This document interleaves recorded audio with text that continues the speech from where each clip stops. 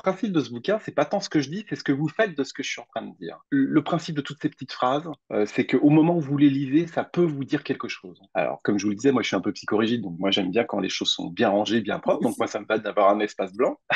Après, je comprendrais tout à fait qu'on note quelque chose en dessous ou qu'on l'utilise un peu comme un journal de bord, en fait, et qu'on s'amuse à le customiser. Et voilà. Et après, quel plaisir, après, 2 ans, 3 ans après, de retrouver une phrase qu'on a écrite comme une espèce de mini-journal intime, qui n'en est pas un, parce que ça peut être assez écrasant de se dire il faut que j'écrive un journal intime, mais en revanche, prendre des notes, écrire comme sur des petits post-it à l'intérieur de ce bouquin-là, c'est génial en fait de retrouver justement ce qu'on disait, comme vous venez de le dire, une trace de Mhm. quelque chose qu'on a laissé, comme un message qu'on a laissé quelques années auparavant et qu'on trouve après, et c'est souvent très éclairant en fait. Ce qui est intéressant, c'est quand on retrouve une phrase qu'on a écrite il y a quelques années, c'est de se rendre compte du chemin qu'on a parcouru C'est depuis vrai. cette phrase-là dans notre réflexion et dans notre pratique.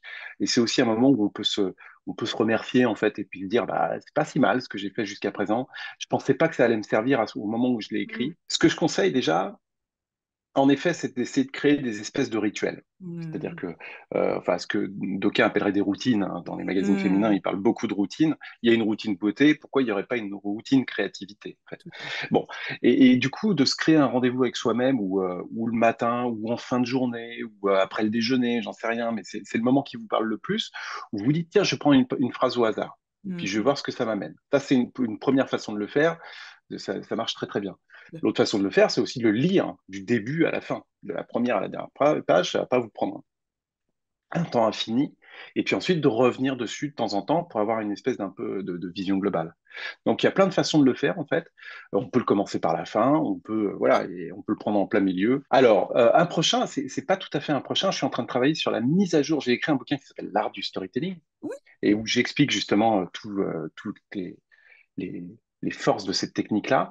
Et je suis en train de le mettre à jour, en fait. Je suis en train de retravailler sur la deuxième, en fait, de travailler, pas de retravailler, de travailler la deuxième édition de ce livre-là, pour essayer de voir un peu comment on peut parler de l'influence, comment je vais parler des archétypes de marque, comment je vais. Enfin, il y a plein de choses qui se sont passées. Hein. On n'est pas, le monde a changé depuis que j'ai Ouais. écrit ce livre-là.